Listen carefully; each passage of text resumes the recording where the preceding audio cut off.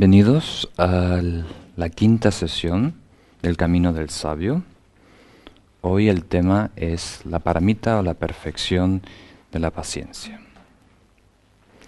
que es un tema sumamente importante. Y para empezar, para ver la importancia, hay una cita importante del Buda, donde dice: no hay mal como la ira y no hay virtud como la paciencia. Entonces, de esta manera el Buda está señalando que de todas las virtudes o prácticas espirituales, la paciencia puede ser la más ventajosa porque elimina el mal mayor, que es la ira, el enfado.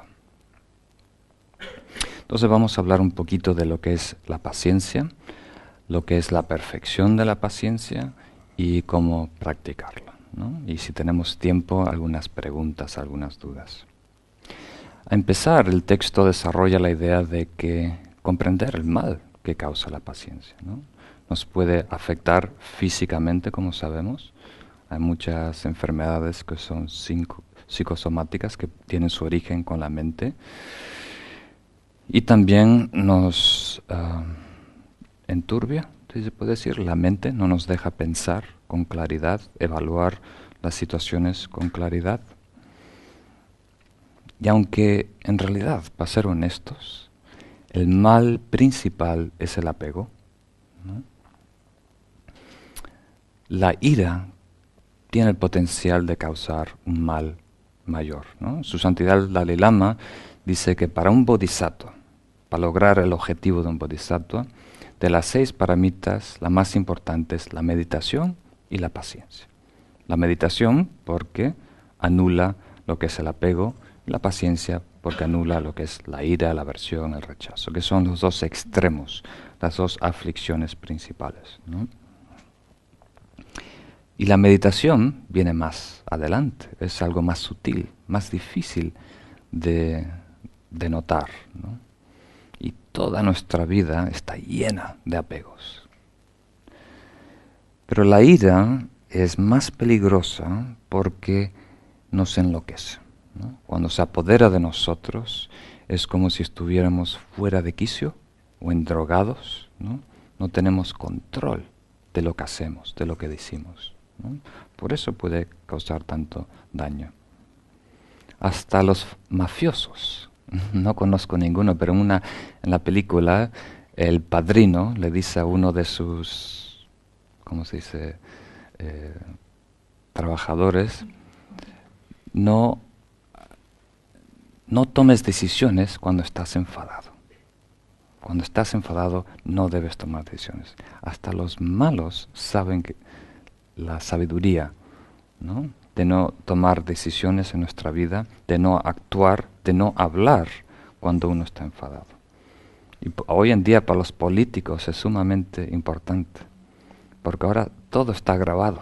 Siempre hay un móvil, alguien siempre. Entonces, muy importante ser selectivo y tener cuidado en lo que decimos. No nos deja dormir bien, causa muchos daños en las familias, también en los grupos, en los sanghas espirituales. La ira, el enfado, el odio causa mucho daño. Entonces podemos caer en el error de pensar que en algún momento, en algún lugar, la ira tiene su utilidad, ¿no? Por ejemplo, en Estados Unidos, la izquierda o los progresistas tienen el dicho que if you're not angry, you're not paying attention. Si no estás enfadado, no estás prestando atención. O sea, hay tantas injusticias en el mundo. El gobierno está haciendo tantas cosas mal. Los banqueros están haciendo tantas, que si uno no está molesto, no está irritado, no está enfurecido, realmente no sabes lo que está pasando. Y tiene cierto sentido, ¿no? Porque la paciencia no es pasividad, no es ser una oveja en el rebaño, ¿no? No es caer en ese extremo. Pero el budismo también dice que no hay momento o lugar en donde la ira, el enfado, es algo que se pueda justificar o algo que sea positivo y sano, ¿no? Siempre causa daño, siempre causa dolor, ¿no? Pero muchas veces pensamos que tiene su utilidad, por lo menos nos da energía, ¿no? Yo me acuerdo hace muchos años, estaba en la playa con dos amigos. Los dos se llamaban David, dos David. Y un David le tira la toalla al agua al otro David, ¿no?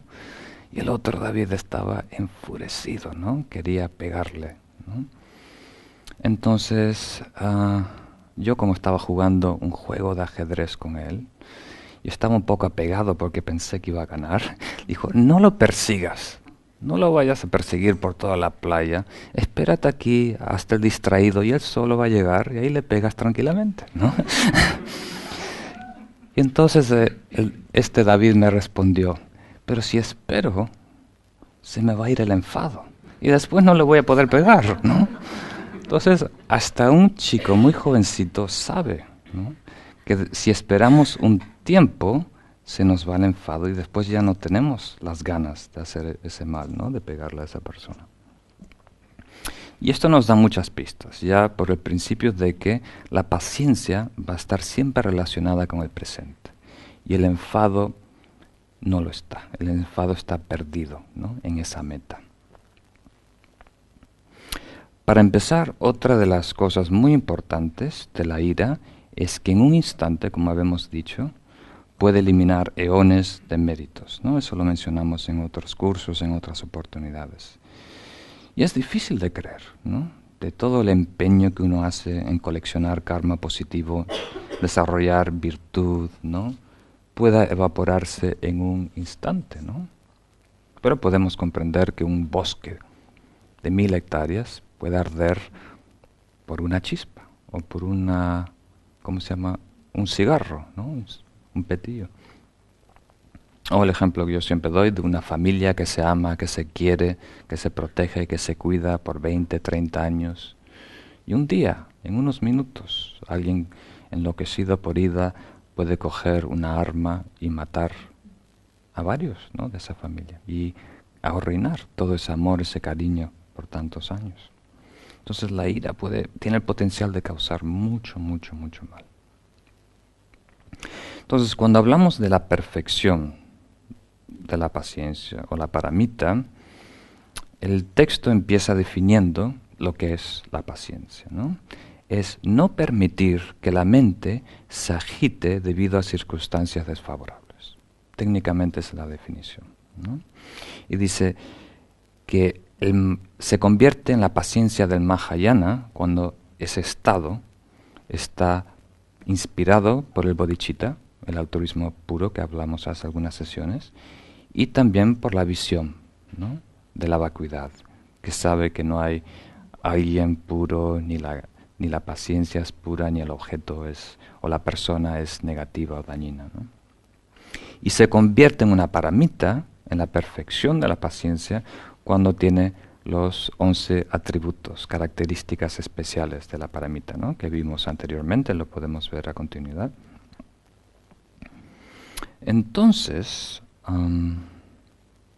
nos dice el factor que impide la paciencia es la ira o el odio, ¿no? Y eso surge a la infelicidad, o estar insatisfecho, o triste, ¿no? Ese es el origen de la ira. Y Shantideva le agrega la infelicidad, ver algo que no quieres, o estar obstaculizado, o sea, algo que te bloquea lo que tú no quieres. Esas 3 razones. Pero básicamente es estar infeliz, estar triste, ¿no? Y esto puede crear un poco de confusión en nosotros, porque el budismo nos dice que en la realidad es una proyección de nuestra conciencia, ¿no?, que todos los seres buscamos la felicidad, ¿no? Y ahora está diciendo que de alguna manera nosotros queremos ser infelices, o sea, queremos estar tristes, ¿no? ¿Captan esa confusión?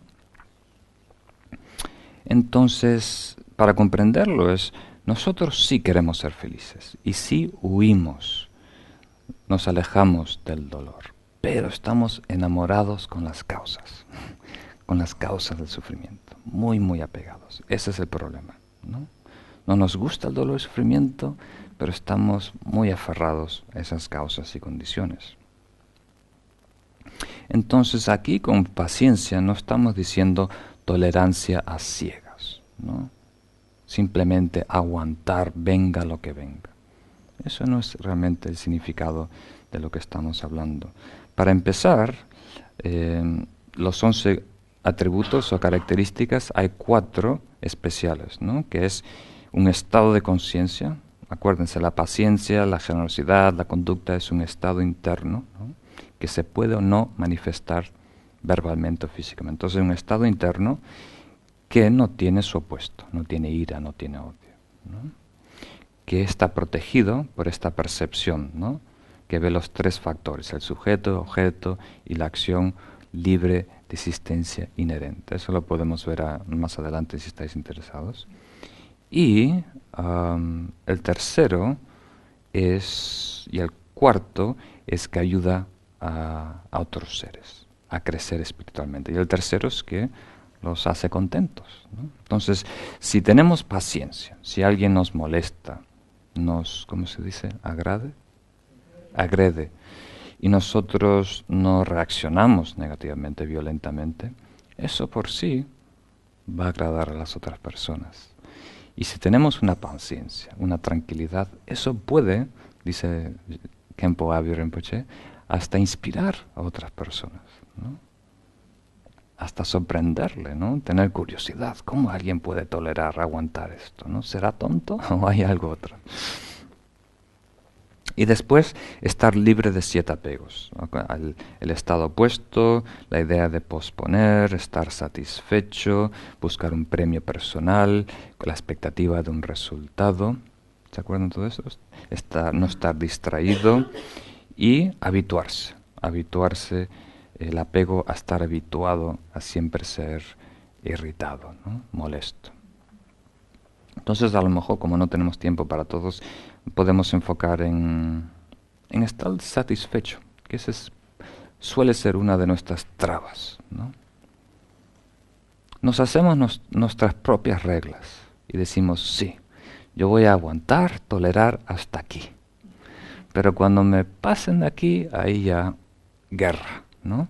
O sea, si me piden un favor, me piden hacer esto, si abusan de esta manera, yo aguanto hasta cierto límite. Pero más de esta raya ya es abuso.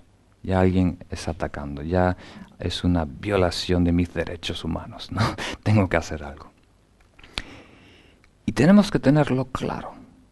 Si es realmente una percepción objetiva o simplemente si es algo caprichoso, si son realmente nuestras emociones, nuestra comodidad que está en juego, ¿no? Un ejemplo que da un maestro es de lavar los platos, porque a mucha gente no le gusta lavar los platos. Entonces, si alguien te pide lavar los platos, tú lo haces muy contento, ¿no? Y te piden el segundo día lavar los platos, igual lo haces muy contento. Después llega un día que dices, esto no es justo. Yo no tengo que lavar siempre los platos. ¿Por qué no compartimos esta tarea, ¿no? Y la pregunta que hace este maestro dice, ¿qué cambió del 4º, 5º día al primero, ¿no? ¿Hay más platos? ¿Tienen más grasa? O sea, ¿qué cambió, ¿no?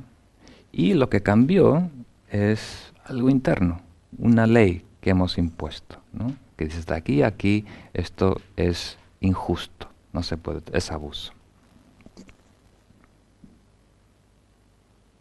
Y podemos regresar, si tenemos tiempo, a explorar estos 11, pero como estamos comprendiendo, cada paramita tiene estas 11 características vistas en contexto. Vamos a enfocarnos en la práctica, que es lo más importante. Eso es lo que quiero que capten de hoy, tener unas ideas teóricas, pero más que nada la práctica, cómo podemos mejorar.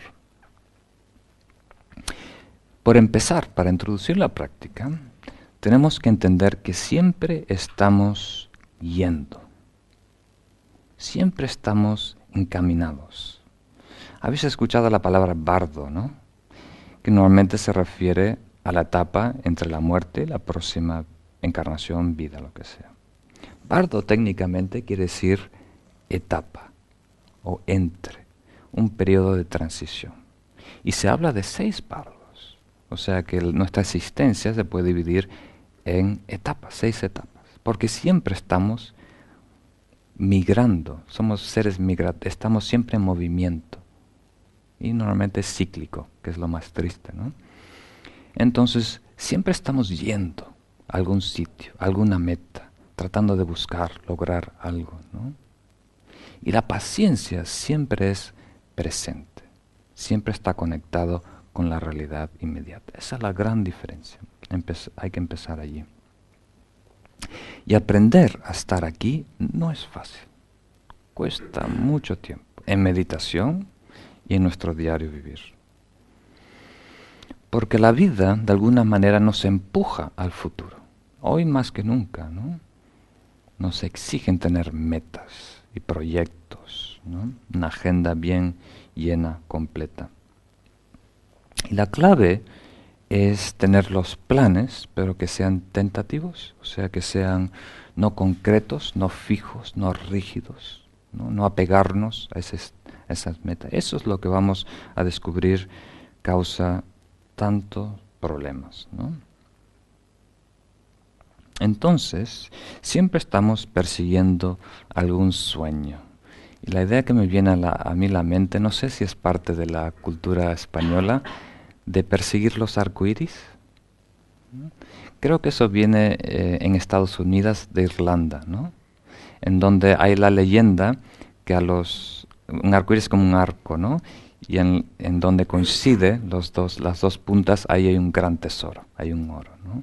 Entonces siempre hay la idea de que uno debe perseguir y buscar. Pero el chiste es que los pasos que uno toma, ¿no? Acercarse a ese arco iris, se aleja, ¿no? Porque realmente es un reflejo, ¿no? Del sol con el agua y dependiendo de donde tú estés.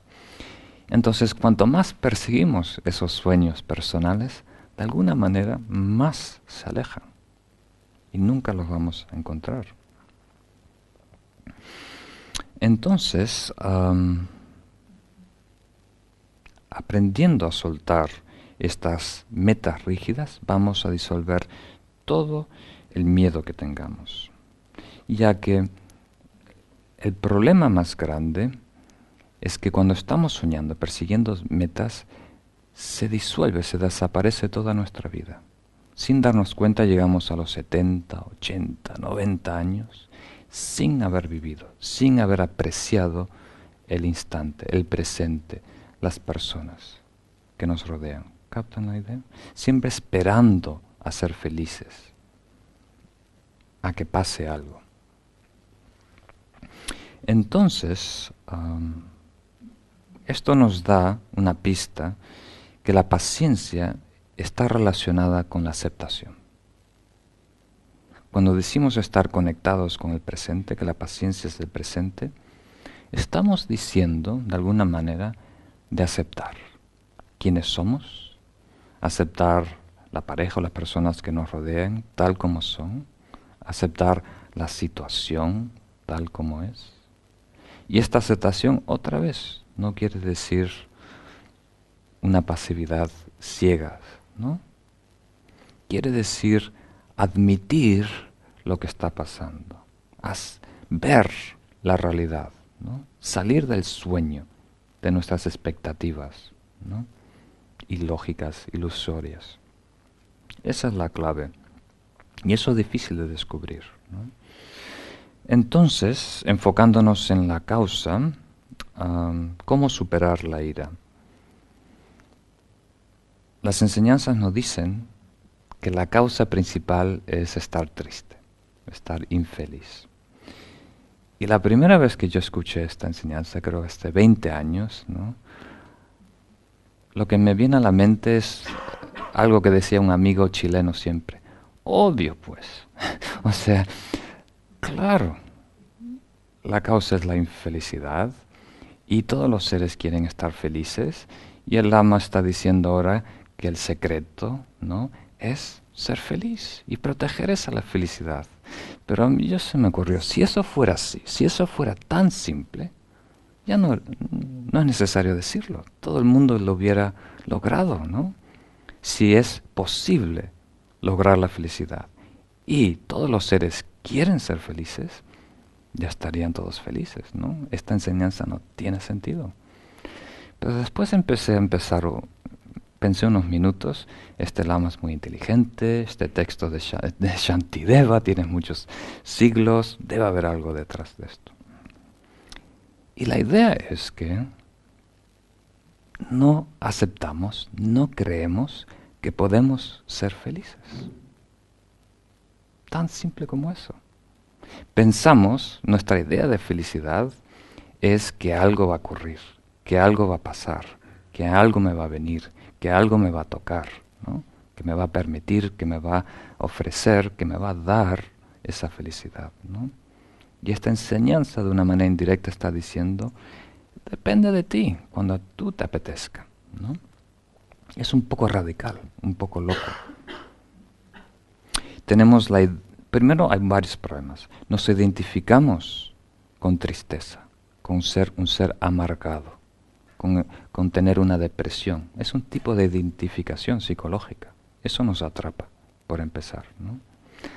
Ahí la idea persiste en nosotros de ser pecadores, o sea, de ser imperfectos, que nuestra naturaleza es imperfecta, que ya no estamos, ¿cómo se llama?, programados, ¿no?, para no ser felices, que hay un problema, que la ira es algo parte inherente de nosotros.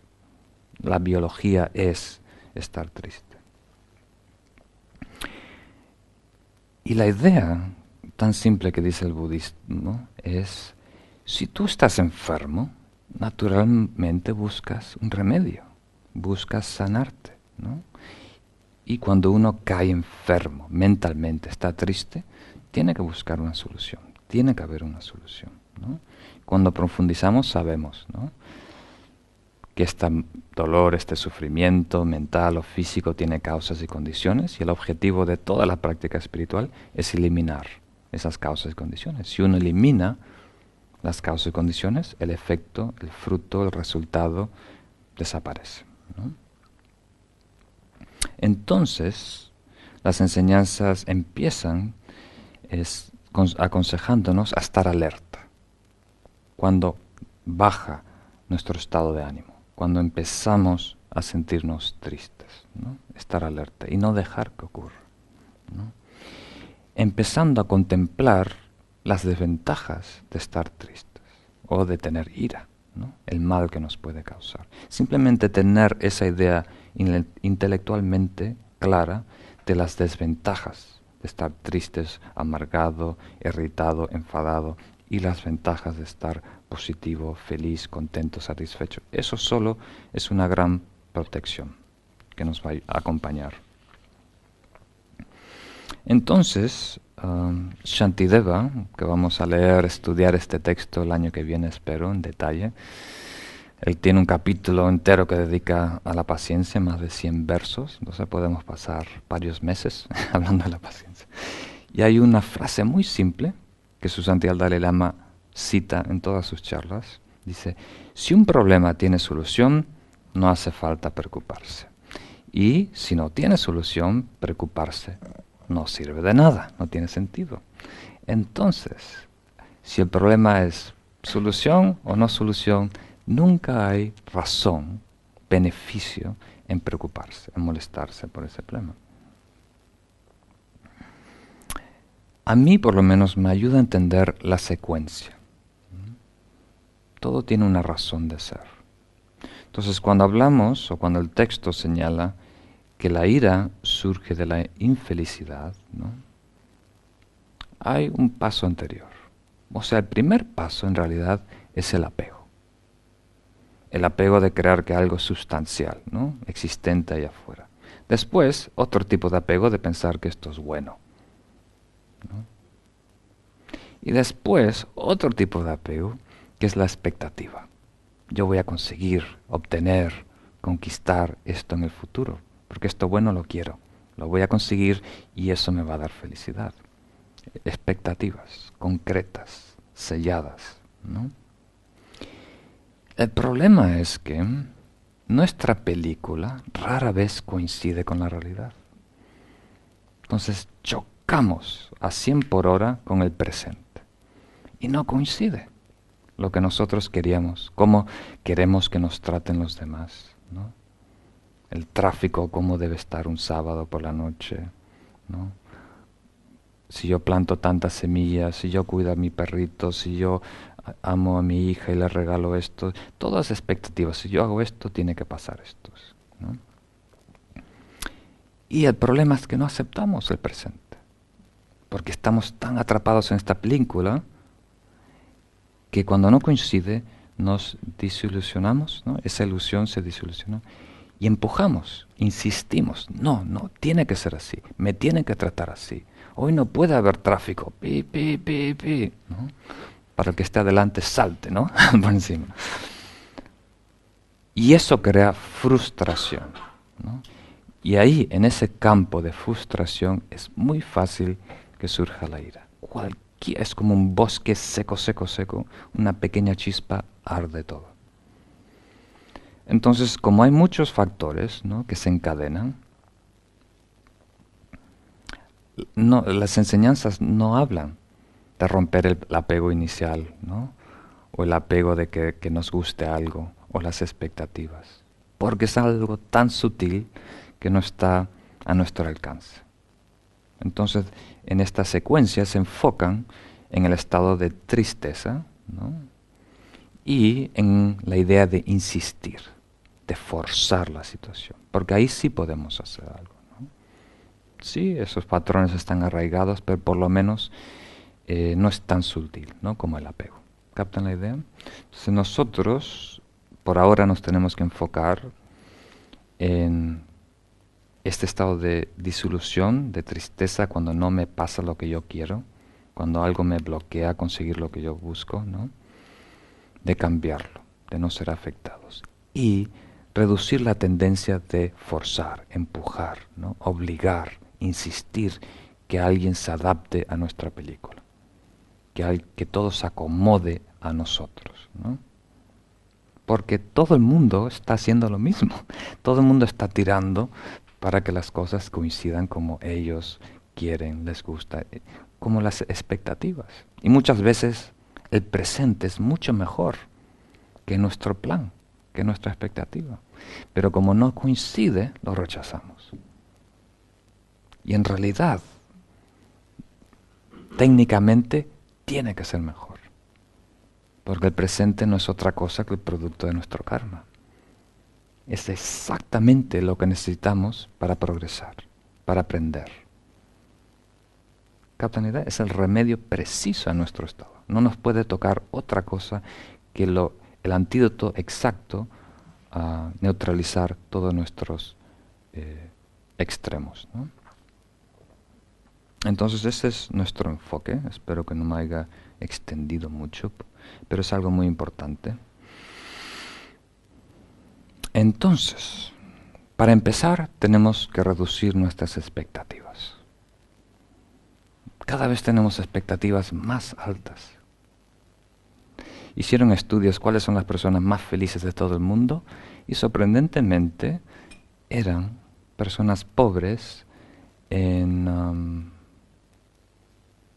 Bangladesh, ¿no?, el país que está al este de la India, que es muy pobre, mucho más pobre que la India. Porque hay, principalmente, yo sospecho, me atrevo a decir, es porque hay pocas expectativas. Pero si ellos empiezan a ver películas de Hollywood, donde cada miembro de la familia tiene que tener su propio coche, una televisión gigante, y entonces hay muchas expectativas. La vida me tiene que dar esto. Cuando esperamos eso y no coincide, eso es lo que causa disolución, tristeza, ¿no?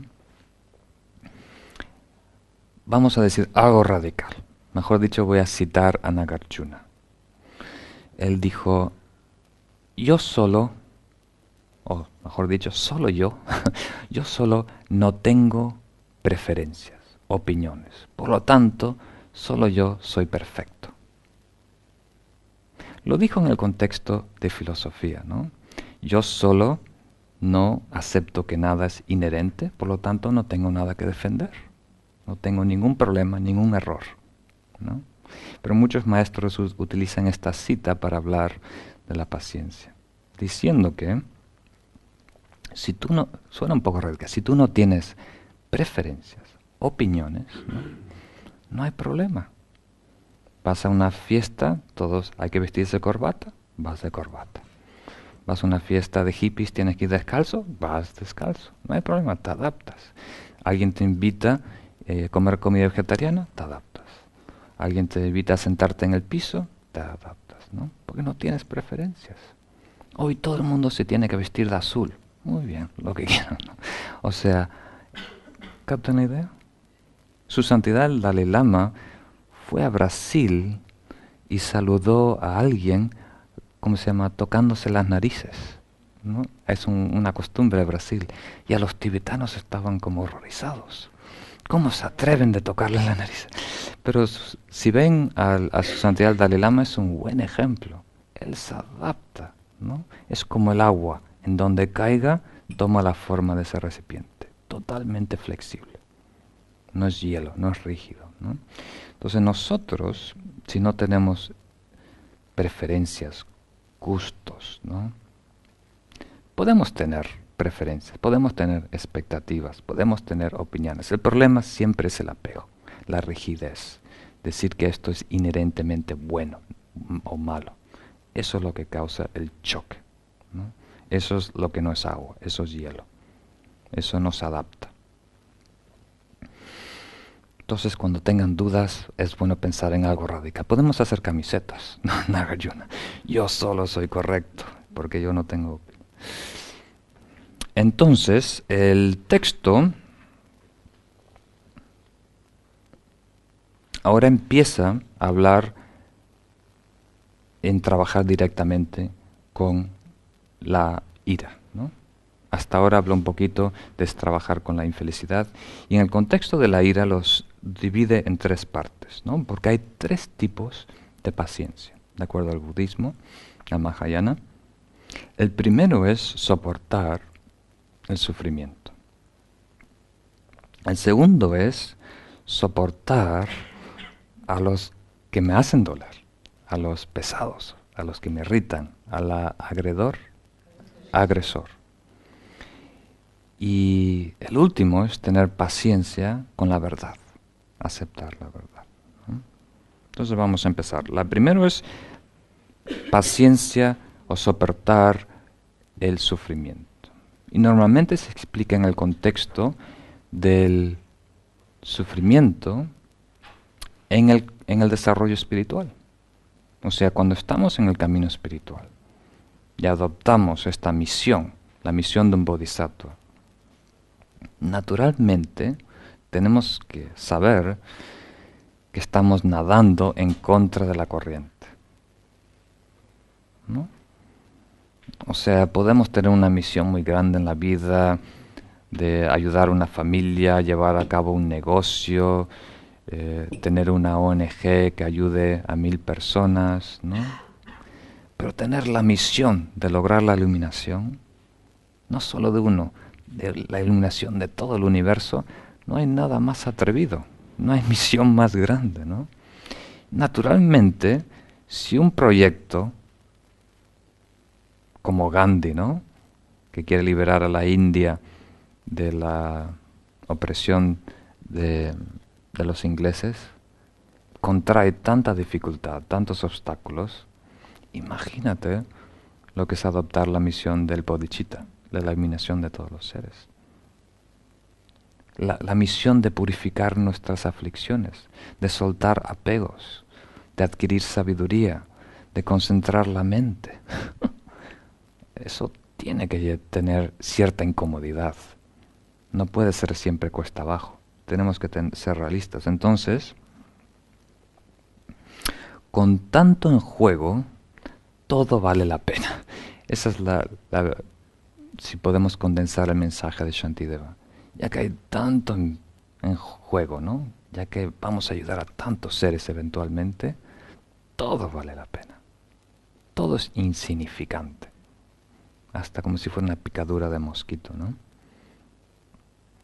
Y es más, dice, algunas veces el sufrimiento, dolor es señal de progreso, de desarrollo. Puede ser que estamos locos, ¿no? O sea, alguien que encuentra muchas dificultades porque puede estar totalmente en contra del grano, en contra de lo que es la justicia, la sociedad, pero muchas veces todos los genios, por ejemplo, son criticados. Hasta Gandhi, por ejemplo. Gandhi es un buen ejemplo porque llegó a un punto que todos estaban en contra de él.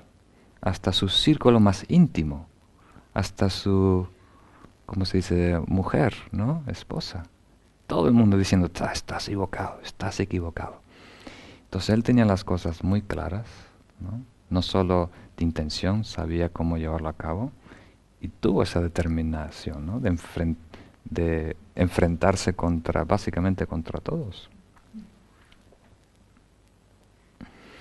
Entonces el camino espiritual no es el camino del confort, tenemos que tener eso en mente.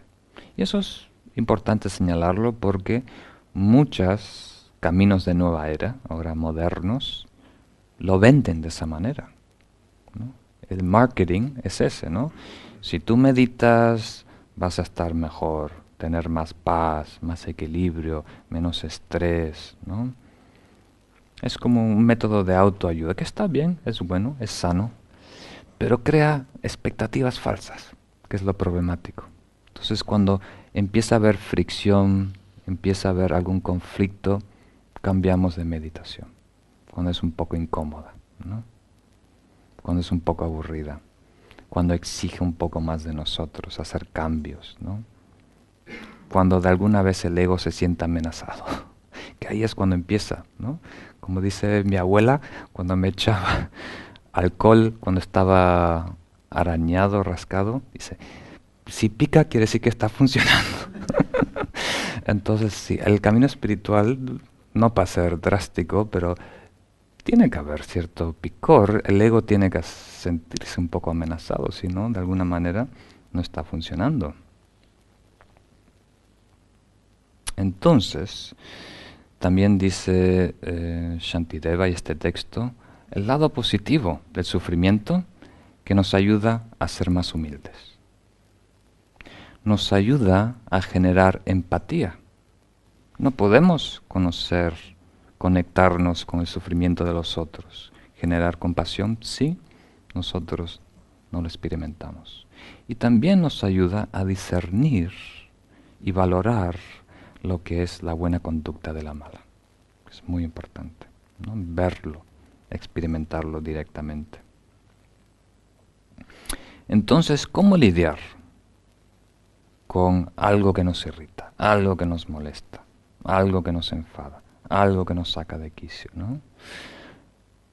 No está en este texto, pero pensé que era lindo introducirlo aquí. Es parte del adiestramiento mental. Hay 4 métodos principales. El primero es evitar. O sea, si pensamos que ese obstáculo que nos amenaza allá afuera es más fuerte de lo que podemos tolerar, podemos aprovechar, por un tiempo, como dijimos, es mejor crear distancia. No soluciona el problema, pero nos da espacio para crecer, fortalecernos interiormente, ¿no? Básicamente esos son los votos de Patri Moksha, de cuerpo y palabra, los votos de un monje, ¿no? Alejarse de todo lo que pueda crear problemas hasta que podamos crecer y fortalecernos. El segundo es aprender. Si ves algo negativo, una persona mala, ¿no? Un acontecimiento trágico en tu vida, por lo menos aprende. Aprende de todo lo que te pueda ofrecer. Aprende de las causas negativas que dieron lugar, aprende que hay otras personas también padeciendo de eso. Aprende a tener más paciencia, ¿no? Más humildad. El tercero es transmutación, queriendo decir, si piensas que eso que te está molestando allá afuera en realidad no es malo, simplemente es condicional, ¿no? Entonces, tómalo y utilízalo como combustible en el camino espiritual, como algo positivo. ¿Captas la idea? El ejemplo más clásico que utilizan mucho en el adiestramiento mental es, si te duele la rodilla, aprovecha en recordar todas las personas que están padeciendo la rodilla y aceptar todo ese dolor en ti, ¿no? Y el último es comprender, ¿no? Si sabes que esa persona o esa situación supuestamente negativa realmente no tiene existencia inherente, entonces no hay nada que tolerar. No hay ni necesidad de tener paciencia. Se evapora naturalmente, ¿no? Entonces hay 4 maneras, pero realmente son 4 niveles, dependiendo nuestro desarrollo espiritual. ¿Mm? Y dependiendo el poder de ese objeto, ¿no?, que estamos enfrentando.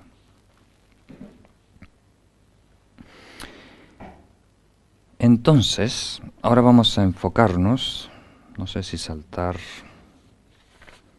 vamos a ir paso a paso siguiendo la secuencia del texto, así cuando lo lean tiene más sentido. De acuerdo al texto, la segunda paciencia es tener paciencia con esa persona que nos está causando daño. ¿Es necesario mencionarlo? Es necesario.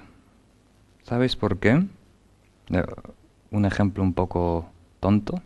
Yo estuve en Nepal haciendo un retiro, ¿no?, hace 10 años, y en un monasterio, y como el monasterio era ruidoso, había hecho otros retiros. Cuando están los niños, los monjes pequeñinos aprendiendo a memorizar las recitaciones, es como estar, yo que sé, en un zoológico, gritan, ¿no?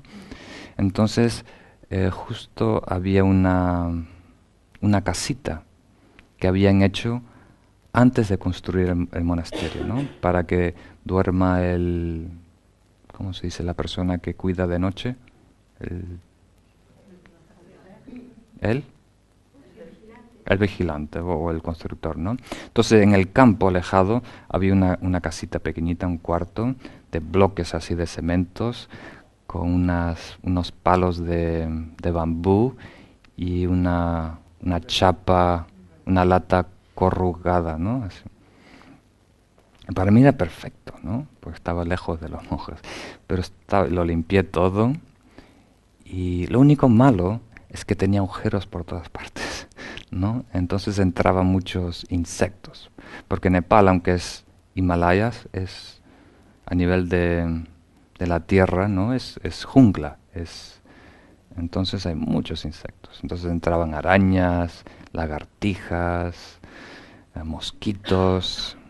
Pero lo que viene al caso, para que no me vaya muy lejos, es que un día me olvidé de cerrar una bolsa que tiene una bolsita para guardar el azúcar. Y la cerré, pero no la cerré del todo. Y había 8 especies de hormigas, ¿no?, porque tenía tiempo para contarlo. Había 8, y había una que era infinitamente pequeña. Eran como piojos, casi no se podían ver. Y encontraron el azúcar, que para ellos era nirvana, ¿no? Entonces se llenó toda la bolsa de azúcar. Y cuando yo vi eso, pensé, es mi culpa, qué tonto. ¿Cómo no pude? Me olvidé de cerrarla completamente, ¿no? Y ese mismo día estaba meditando por la tarde y viene una familia de monos, ¿no?, a bailar el merengue en el techo, ¿no? El merengue o yo qué sé, el canto. Entonces, como era de lata, hacía tanto ruido, saltando. Y yo estaba tratando de concentrarme, entrando en samadhi, y están... Entonces, cuando acabó la sesión, yo cogí una jarra de agua que tenía para cambiar los ofrecimientos y se la tiré, ¿no? y le di a 2 de ellos, ¿no? Y salieron corriendo todos, ¿no? Y yo muy contento que los había espantado, ¿no? Entonces entro a mi otra sesión, ¿no? Estoy meditando y escucho un poco de ruido, pero estoy meditando, no puedo salir. Y cuando acabo y salgo, habían entrado a un baño, había un baño allá afuera en donde yo tenía una palangana, como si un recipiente de plástico, una toalla, un jabón, mi cepillo de dientes, y lo tiraron por todos lados, ¿no? Tuve que ir a buscar mi toalla, el jabón nunca lo encontré, no sé qué hicieron con el jabón. Y yo cuando vi eso pensé, qué malos son los monos, ¿no? Tomaron venganza, ¿no? Qué odio tienen. Yo simplemente estaba jugando con ellos con el agua, pero ellos se acordaron, ¿no? Pero notan la diferencia. A las hormigas no le eché la culpa, no me eché a mí la culpa. Pero cuando fue los monos, ahí dije, no, estos son inteligentes, estos a propósito, porque no le quitaron la toalla a otros monjes, fueron a mi toalla, a mi cepillo, a mi palangana. Tienen maldad, son malos. ¿Captan la idea? Esa es mi actitud, mi juicio. Y eso es la razón por la cual existe esta paciencia, esta categoría. Porque cuando nosotros sufrimos algún dolor, alguna injusticia, cuando es una tormenta que nos arruina el plan de hacer una celebración, un picnic, no hay nadie que grita, ¿no? Hay algunos locos, pero la mayoría de la gente cuerda no se enfada con la lluvia, ¿no? Con la tormenta. ¿Captan la idea? Pero si hay una persona, ¿no? Entonces decimos, si ese a propósito eligió amargarme la vida, ¿no? Ese me está haciendo mal. Ella a propósito, lo tomamos muy a pecho primero y esa persona es mala. Esa persona, ¿captan la idea? Le atribuimos una voluntad, una intencionalidad, ¿no? Que no la atribuimos a otros eventos. Entonces, el Buda dice, la guerra no es entre el bien y el mal, es entre la ignorancia y el conocimiento. Eso dice mucho, habla mucho, define mucho las bases, los fundamentos de lo que es el budismo, ¿no? Pensamos que la guerra es entre el bien y el mal, lo justo, injusto, los buenos, pero en realidad, desde el punto de vista budista, es ignorancia que causa aflicción, emociones negativas, que causa mala conducta, que causa sufrimiento. ¿Captan la idea? Por eso cuando hay una oportunidad, cuando hay dinero, los maestros lo invierten en educación.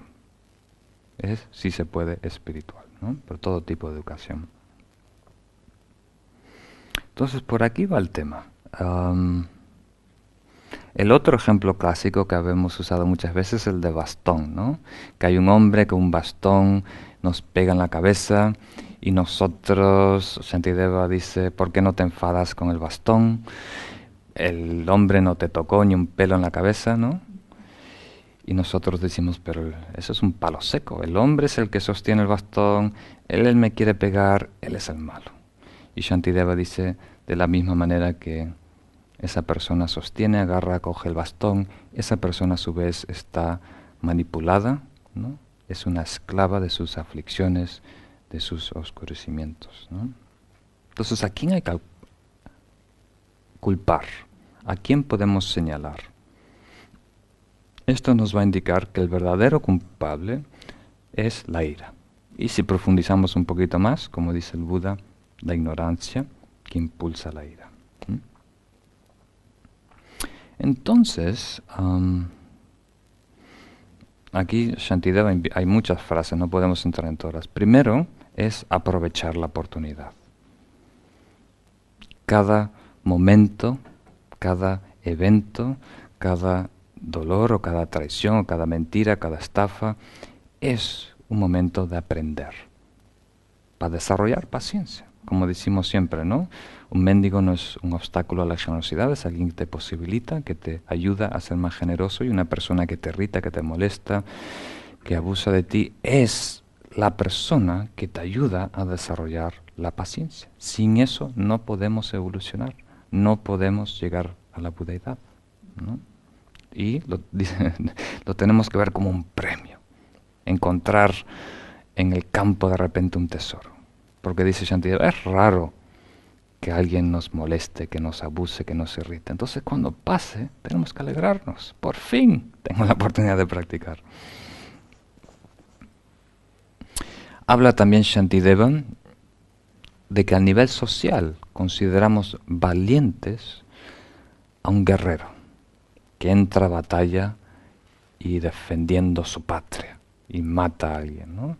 Pero dice que ese tipo de valentía es un poco ridículo, porque un guerrero solo está matando a cadáveres, ¿no? O sea, uno no puede matar a una persona que no va a morir con el tiempo, dice Shantideva. Entonces no estás haciendo nada nuevo, no estás de alguna manera cambiándole algo a esa persona, va a morir de todas formas. Valiente es el que pelea sus aflicciones, que pelea con la ira. Eso sí requiere mucha valentía. Pero la sociedad muchas veces lo ve como un punto débil, ¿no? Alguien es paciente, lo ve como algo débil. Entonces nosotros no tenemos que caer en esa trampa, porque entendemos que cuando alguien está seguro, no insiste, no pelea, no defiende. Pero cuando alguien tiene dudas, ¿no?, de su postura, ahí sí pelea. Cuando alguien tiene dudas de su religión, ahí pelea a muerte, ¿no? Pero las personas que están muy ciertas en lo que creen, en lo que saben, no le importa que otro piense al revés. No le importa, como Gandhi, que 100 o 1000, 1.000.000 piensen al revés, ¿no? No le molesta para nada y no se esfuerza a convencer. ¿Captan la idea? No se pone tanto empeño en, ¿cómo se dice?, esta actividad misionera de salvar a todos de la ignorancia, ¿no?, entrarlos. Eso es una señal de debilidad, en realidad. Eso es una señal de que no estamos seguros, que nos falta la fe, ¿no? Por ejemplo, cuando el Talibán explotó, destruyó estas 2 estatuas gigantes en Afganistán del Buda, todos los budistas en todos los países, ninguno lanzó una guerra, ninguno mandó un misil, ninguno puso una bomba. Alguien a lo mejor escribió un blog, nada más criticando, pero nada más, ¿no? Porque saben que eso no daña al Buda, que eso no puede matar al Buda, que no puede matar la fe, que no puede matar la verdad, que no puede matar la práctica. ¿Captan la idea? Entonces, debilidad es, en realidad, la desesperación que necesitamos de convencer a otros, ¿no?, a nuestra perspectiva. Eso es una señal de debilidad. Entonces, cuando alguien nos hace algo daño, dice el texto y dice Shantideva, que es una buena oportunidad de quemar karma, ¿no? ¿Por qué? ¿Por qué no dejarlo venir más adelante? Si me tiene que tocar y el karma es exacto, ¿por qué no dejar que venga más adelante?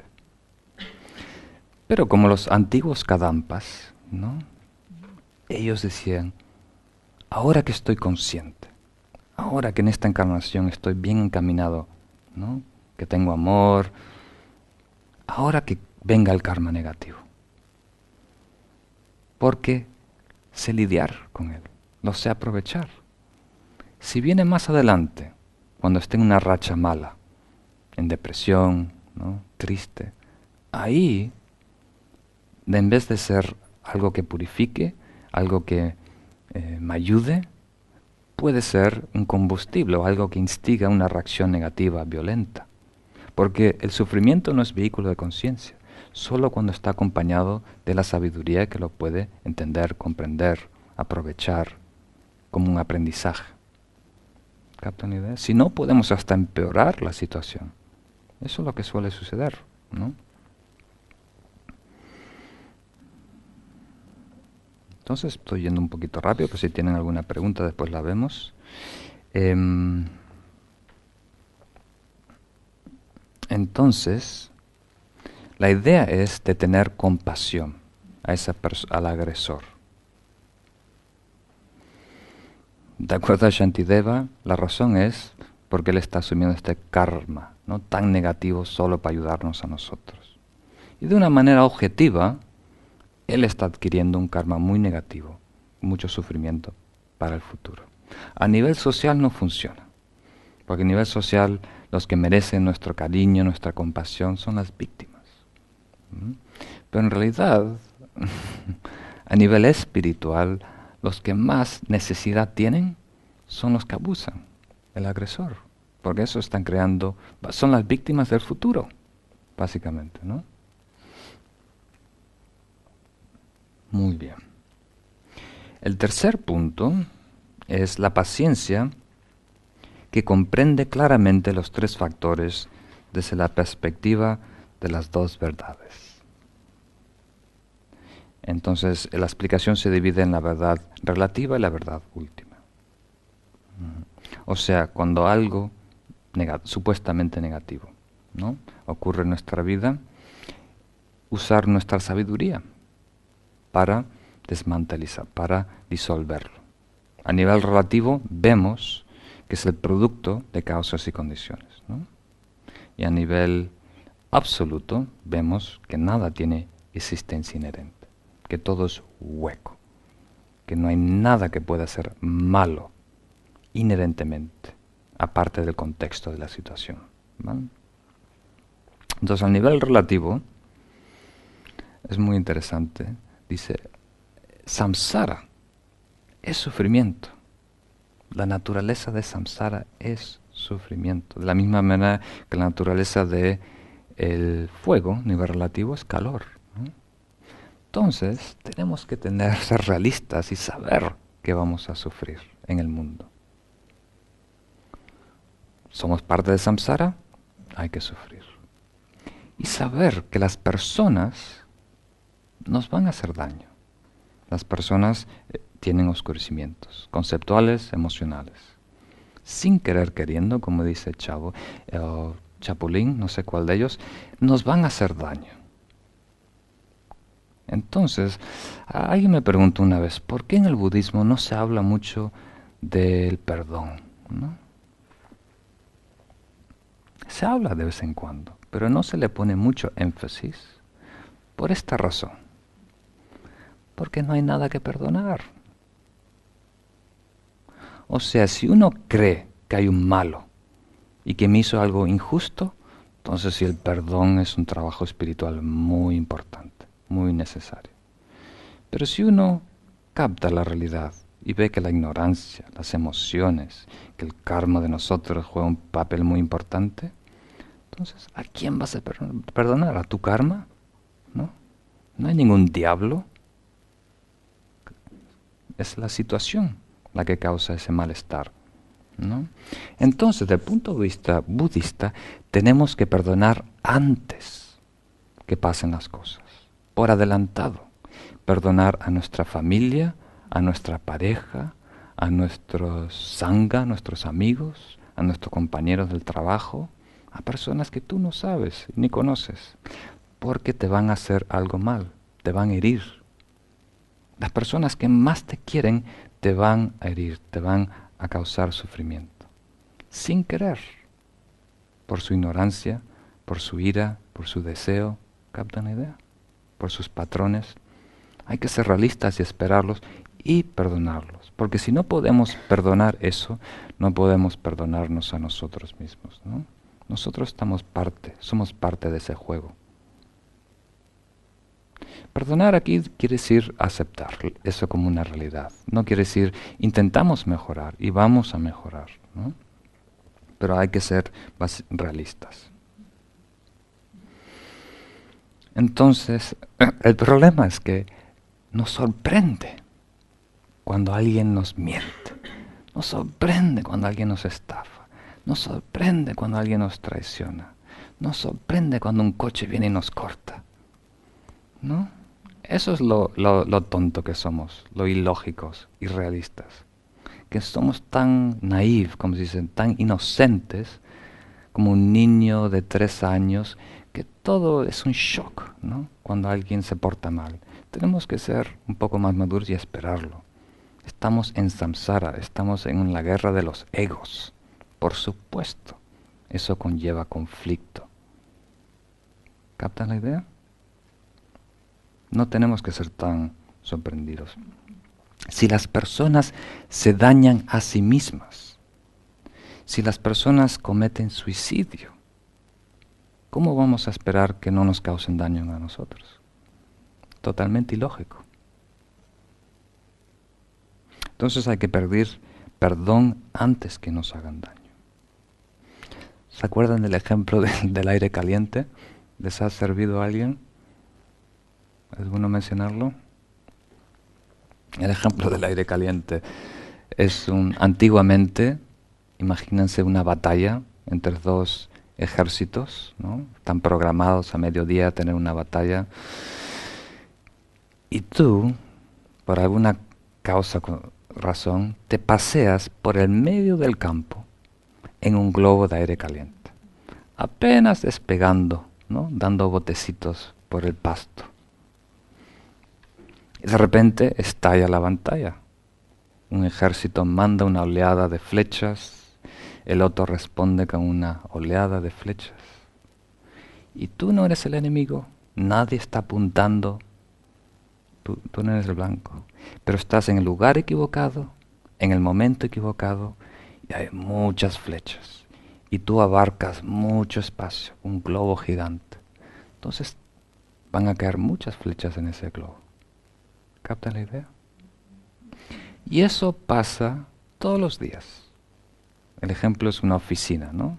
Tú vas a trabajar mañana, jueves, y entras a la oficina. Ese es un campo de batalla. Hay flechas volando por todos lados, ¿no?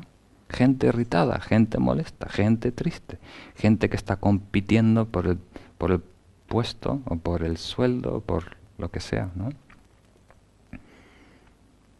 Y entonces, nadie está apuntando a ti. Nadie está enfocándose, apuntando a ti como blanco, como enemigo, ¿no? Pero si estás en la oficina y abarcas mucho espacio, como un globo de aire caliente, las flechas van a caer. ¿Y cómo abarcamos espacio? Identificándonos con cosas, ¿no? Identificándonos con la tapa del reporte que tú hiciste, ¿no? Identificándote con el nuevo producto que tú lanzaste, la nueva sugerencia que hiciste de marketing, o algo tan simple como las cortinas. Tú elegiste las cortinas naranjas y a 3 personas no le gustan, critican las cortinas naranjas. O a lo mejor las elegiste de color caqui, dicen, eso parece caca de bebé, eso es feo. Y tú te sientes ofendido, los tomas a pecho, ¿no? ¿Capta la idea? Entonces, si nosotros nos identificamos con el escritorio, con la plantita, con el dibujo, y están flechas volando, criticando estas cosas, ¿no? Criticando a Valencia, criticando a los españoles, criticando al aceite de oliva. Entonces, si nosotros lo podemos tomar a pecho, ¿cómo pueden criticar el aceite de oliva? ¿No? Yo solo para probarlo lo he hecho algunas veces en españoles, cuando estoy rodeado. El aceite de oliva yo escuché que es malo para la salud. ¡No puede ser! No. Se ponen todos furiosos. ¡No puede ser! ¿Cómo te atreves a hablar del aceite? Entonces, hay algunos maestros, ¿no?, que he conocido en Nepal y la India, que es imposible darles con una flecha. Estás a point blank, como se dice, a 1 metro y no hay nada. Esa flecha no va a tocar en nada porque no se identifican con nada. No hay manera de criticarlos, de ofenderlos. ¿Captan la idea? Todo lo atraviesa. Entonces nosotros tenemos que aprender a ser así, ya que vamos a estar en el momento equivocado, en el lugar equivocado, porque todo es guerra en samsara. Entonces tenemos que aprender a fluir, a ser más sutiles, menos rígido, abarcar menos espacio, reducir nuestras identificaciones y apegos. Eso es muy importante. Y el texto dice, la persona que nos hace daño no es la causa principal del sufrimiento. Es un componente, lo que llamamos una condición secundaria. La causa principal es nuestro karma. Esa persona es la que facilita, ¿no? La manifestación de ese karma. ¿Captan la idea? Entonces, si hay que señalar algo, debemos señalar nuestro karma. Y del punto de vista último, la verdad última, tenemos que comprender que no hay nadie que está dañando, no hay nadie que está dañado, y no hay un acto negativo, en realidad, si profundizamos en ello, ¿no? Es toda una designación que nosotros estamos haciendo, ¿no? Al fin y al cabo, ¿qué es una persona? Lo compuesto, es algo compuesto de mente y cuerpo. Nosotros apuntamos el dedo entre ese cuerpo y esa mente señalando, hay algo malo ahí adentro, ¿no? Hay un ser que es malo, hay un alma que es malo, una conciencia que es mala. Eso es completamente arbitrario, caprichoso, no existe en nosotros. Eso es más difícil, pero al nivel relativo podemos desmantelar la situación o una persona comprendiendo todo los componentes de ese ser, toda su historia, todo el acondicionamiento, ¿no? Las drogas a lo mejor que tiene el cuerpo, las emociones. El consejo del texto es entrenarnos gradualmente, como cuando hablamos de la conducta, poquito a poquito. ¿Se acuerdan los tres contextos? Tiempo, o sea, elegir. Esta mañana no me voy a enfadar. Llame quien llame por teléfono, voy a atender con una sonrisa a todo el mundo. Eliges un tiempo, un periodo cortito y pones toda tu energía de mantenerte alegre y aceptar todo lo que venga, ¿no? Personas cercanas, empezar con una o dos, un grupo de personas. Dice, hoy no me voy a enfadar con mis compañeros del trabajo. Cuando voy conduciendo, ahí es otra cosa, pero en el trabajo no me voy a enfadar, ¿no? Y otro es el nivel de daño. O sea, no me voy a enfadar si alguien me miente. Si alguien me roba, si alguien me pega, puede ser, pero si alguien me miente, no me voy a enfadar, ¿no? Entonces poner un límite de ese sentido. Y algo por lo menos nos inspira un poquito, algo que dice Shantideva en este capítulo: no hay nada que no se haga más fácil con la costumbre, habituándonos, ¿no? Entonces lo que llamamos fácil o difícil, porque esa es la protesta. Cuando hablamos de la paciencia, mucha gente, eso es muy difícil, tolerar es muy... Shantideva aclara, fácil o difícil solo es acostumbrarse, ¿no? Hay muchas cosas hoy en día que no nos molestan, que a otra persona le amargaría la vida, pero estamos acostumbrados, ¿no? Después, un consejo es, aprender a estar con algo es aprender a ser paciente. Eso es relacionado con lo que hablamos antes del presente, ¿no? Ser paciente en realidad quiere decir aprender a estar con algo. Está conectado con la aceptación. ¿Capta la idea? No querer cambiar esa persona, no querer cambiar la situación, no querer cambiar el tiempo, cambiar la comida, lo que sea, sino aprender a estar con esa persona. Estar presentes y servir ese momento. Entonces,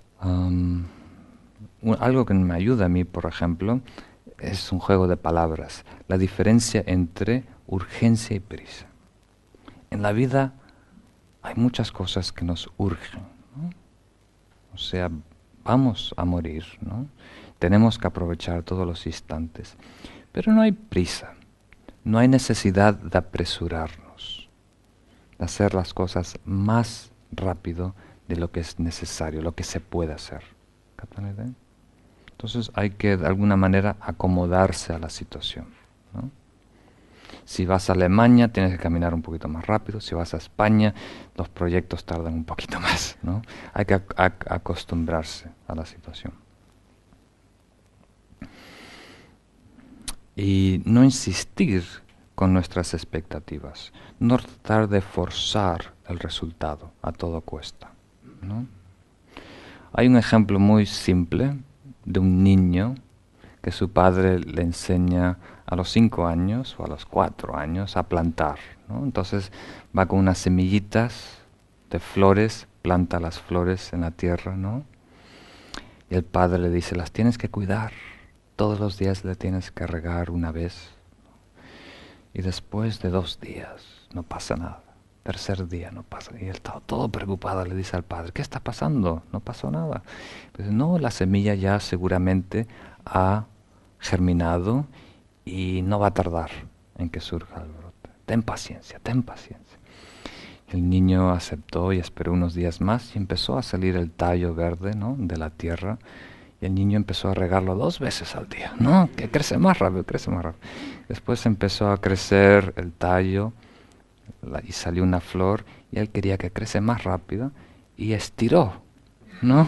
La trató de alargar y ahí mató la flor, ¿no? Es algo muy simple, pero nosotros no dejamos que las cosas y las situaciones tengan su periodo natural de gestación. ¿Se dice así? Ponemos cierta presión, queremos forzar, y eso causa muchos problemas, ¿no? Entonces, en general, tenemos que criticar menos y hacer más, ¿no? Hay mucha crítica. En España hay crítica, en Estados Unidos hay crítica, ¿no? Todo el mundo está criticando. ¿Por qué no se hace esto? Entonces nosotros tenemos que tomar esa responsabilidad, la responsabilidad de un bodhisattva y poner manos a la obra. Si algo está sucio, a limpiarlo. Entonces criticar menos y trabajar más. Un mal consejo. Difícil de venderlo. Entonces demandar menos. Entonces, lo que estamos hablando aquí, si no lo habemos notado, es del sufrimiento mental, ¿verdad? El sufrimiento físico, la vejez, los dolores, hay que de alguna manera padecerlos hasta cierto límite. Pero podemos hacer mucho con la mente. La mente supuestamente está bajo nuestro control. Y ese es el dolor, el sufrimiento principal, como dijimos hace unas sesiones, ¿no?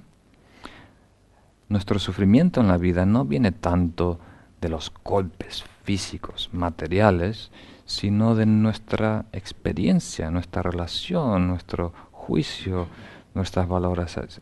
Todo eso es lo que causa ese problema mental, ¿no? Y eso sí lo podemos remediar.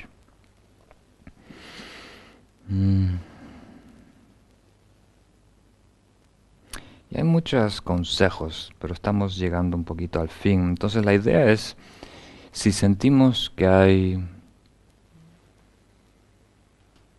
mal de amores, o sea, alguien nos está traicionando, alguien nos tiene odio, tenemos que generar calor en nuestro corazón, amor en nuestro corazón.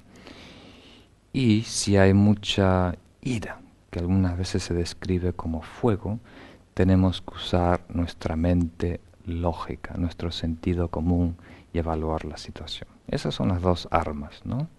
Cuando vemos que las personas nos tratan mal, que no hay amor, que no hay cariño, entonces tenemos que generar compasión y amor. Cuando nosotros estamos llenos de fuego, de ira, tenemos que tener una mente muy fría, ¿no? Ver las cosas muy, muy claras. Y la dificultad no está en el hacer, en el trabajo, en lavar los platos. Lavar los platos es muy fácil. El problema está en la mente, de lo que piensa de lavar los platos, porque otro no está lavando los platos, porque usó 2 platos en vez de 1, o algo así, ¿no? Ese es el problema.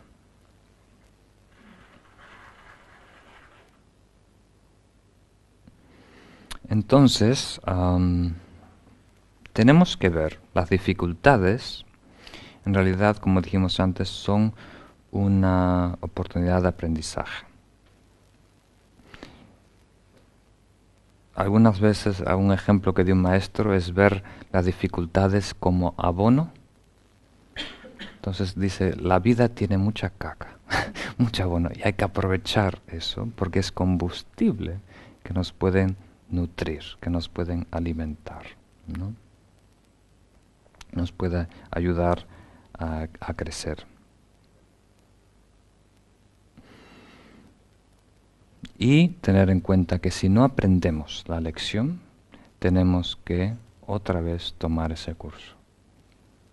Otra vez tomar ese curso. Y muchas veces cuando no escuchamos, el karma sube el volumen un poquito. Es más intenso. Entonces no se trata de evitar, ¿no? Cuando hay un problema hay que enfrentarlo y hay que aprender y trascenderlo, ¿no? Entonces, esto es importante por muchas razones. Y la paciencia es importante porque la vamos a necesitar cada vez más.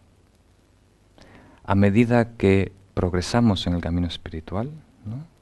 Cada vez necesitamos más paciencia. Porque cada vez nos irritan más las personas. O sea, al desarrollarnos en el camino de meditación, por ejemplo, nos hacemos más sensibles y captamos más errores, ¿no? Y tenemos más planes de cómo hacer cosas y cómo hacer bien y cómo hacer proyectos. Y vemos personas con más obstáculos, haciendo cosas peores, mintiendo más. ¿Captan la idea? Entonces, para compensar, cuando progresamos con la compasión y con el amor, con la empatía y con la meditación que nos hace sensibles y percibimos cada vez más el dolor y el sufrimiento, tiene que aumentar el nivel de paciencia. Si no, podemos caer en depresión. Y eso le pasa a algunos meditadores, a algunos practicantes. Entonces tiene que estar compensado. La paciencia es muy, muy importante. Entonces, el capítulo concluye con los beneficios de la paciencia. Beneficios inmediatos que conocemos como la salud, ¿no? Como no tener miedo. Si uno tiene paciencia no hay nada que temer, ni a la muerte. Y gradualmente vamos apaciguando todos los enemigos, todo lo que nos pueda causar daño. En vidas futuras, la paciencia está conectada con la belleza física, con la salud, con adquirir cierto poder y estar libres de enemigos. Y a nivel último, cuando lleguemos a la budeidad, la paciencia está relacionada con las 32 marcas del Buda principales y las 80 menores. O sea, esos atributos o características de un Buda que inspiran a otros, ¿no? En el camino espiritual. ¿Cuál es el ente que evoluciona individualmente en ese proceso existencial para alcanzar todas esas paramitas deseables y conseguibles, pero desde esa consecuencia evolutiva? Muy bien, muy bien. Entonces sí, existe un ser que va encarnando, que va desarrollándose espiritualmente, paso a paso, si pone empeño, vida tras vida, y va reencarnando, y ese ser tiene su conciencia, su mente, su alma, su espíritu. Eso funciona. Lo único que dice el budismo que al nivel absoluto no existe esa alma inherentemente, a nivel absoluto. Pero si hablamos de paciencia, si hablamos de karma, si hablamos de reencarnación, no estamos hablando a nivel absoluto. Eso es un nivel relativo. Un nivel relativo que va más allá de nuestra relatividad inmediata, que acepta la sociedad, pero sigue siendo relativo. Entonces, sí hay un ente que encarna, que tiene karma bueno y malo, ¿no? Pero el karma también a un nivel absoluto no existe. Entonces, si no existe, ¿qué hay que purificar? El karma relativo. ¿Y cómo se purifica? Con paciencia, también relativa, que no existe, ¿no? ¿Y quién se está purificando? Un ser que también no existe. Entonces, a nivel relativo, todo funciona, y todo existe, y todo continúa, ¿no? Entonces, lo más importante es no confundir estas dos verdades.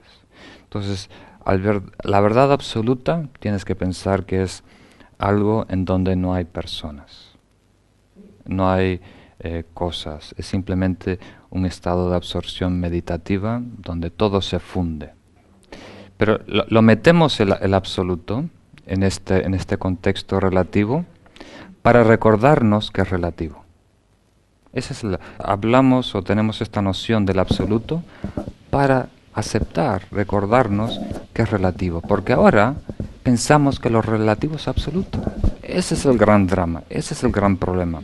Confundimos lo relativo con absoluto. Pienso que esta taza es absoluta. Sí, sí. Pienso que yo soy bueno, que otro es malo, que yo tengo karma positivo, que yo soy esto.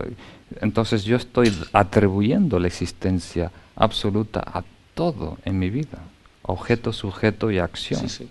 Entonces, esta idea de la Madhyamaka, de tener estos dos niveles de realidad, es simplemente para quitarle esta sustancialidad Sí. a nuestra realidad, ¿no? Estas tres esferas. Pero en realidad no es algo que tenemos acceso, no es algo Por eso. parte inmediata. Pero el budismo, como habéis notado, siempre quiere asegurar que no hay esta confusión absoluta, ¿no? Entonces siempre aparece en los textos, va a decir, pero no te olvides que no hay alma, pero no te olvides que no hay karma, no te olvides que esto no tiene esencia inherente, ¿no? Entonces siempre ese recordatorio, ¿no? Y su santidad el Dalai Lama tema que toques, generosidad, paciencia, meditación, conducta, siempre va a decir no hay existencia inherente, no hay existencia inherente, no te olvides la vacuidad. Y tienes razón, para la mayoría de nosotros es ese énfasis que pone el budismo, especialmente el budismo tibetano, especialmente los Gelupas y los Sakyas, es a lo mejor un poco exagerado, ¿no? Porque lo que nuestra vida inmediata nos consume, nos atrapa de tal manera que es mejor hablar de cómo lidiar con esta vida, ¿no? Pero por otro lado, tiene una importancia que va plantando semillas conceptuales, ¿no? En nuestro intelecto, de la postura filosófica, de cómo comprender la realidad. Y eso es importante, porque como la primera presentación del camino espiritual que dio el Buda, el camino octuple, la primera es la postura de la realidad, cómo nosotros vemos y percibimos la realidad, porque de ahí nace todo, de ahí nacen las aspiraciones, las ideas, los planes, los objetivos. Entonces, aunque sea una idea vaga, ¿no?, meramente intelectual de la realidad, eso es gran ayuda y va de alguna manera penetrando todo nuestro ser, va reduciendo las emociones, nuestra reacción, ¿no?, ante los eventos, pierden más sustancialidad, el mundo se hace más etéreo, más transparente, más... ¿Hay alguna forma posible de poder evitar el karma negativo de otra vida? Si el karma no es destino, entonces podemos trabajar con el karma. Hay maneras de eliminarlo, hay maneras de purificarlo, reorientarlo, transmutarlo, ¿no? Cuando la bala sale del barril, ¿no?, el gatillo baja, sale, ahí ya, cuando se manifiesta el evento, ya es el resultado, ya no es karma, ya no es acción, ya no es causa, ¿no? Pero hasta ese entonces podemos purificarlo. Tenemos que empeñarnos en eso, ¿no? Mucho, para ser honesto, mucho de nuestro karma está más allá de nuestro control. Está más allá de nuestro control, o sea, no tenemos acceso a purificarlo. Pero si nos empeñamos, todo el esfuerzo que pongamos en purificarlo tiene impacto, es efectivo, nada es desperdiciado. Todas las oraciones, meditaciones, mantras, el trabajo del arrepentimiento, todo tiene un impacto, nada, ni un instante es desperdiciado. Entonces eso es bueno tener esa certeza, que el karma puede neutralizar el karma y todo lo que hagamos es karma, acción, ¿no? Entonces hay muchas maneras. Una de las más accesibles a nosotros es plantar semillas blancas, hacer karma positivo. Eso por sí solo neutraliza karmas que ni conocemos. Porque el karma, como dijimos antes, es algo que viene a restablecer el equilibrio. Ahora vamos por la calle, pero en realidad si nos ve un maestro kármico, vamos caminando así. Estamos inclinados, ¿no? Tenemos un desequilibrio. Tenemos una deuda kármica con el universo. Entonces, ese impacto, esa fuerza viene a restablecernos, ese aprendizaje. Pero si nosotros por nuestra cuenta nos enderecemos, esa energía no tiene función, no tiene razón de ser. Se evapora por sí sola, ¿no?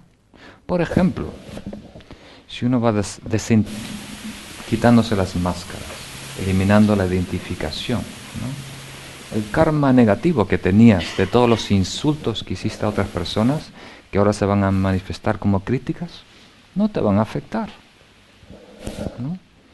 ¿Capta la idea? Entonces vas a recibir, muchas personas te van a criticar, pero no lo vas a experimentar como algo doloroso, como un sufrimiento, ¿no? Muy bien, entonces vamos a concluir aquí, hacemos una meditación. Vamos a empezar como siempre, respirando profundo y lento.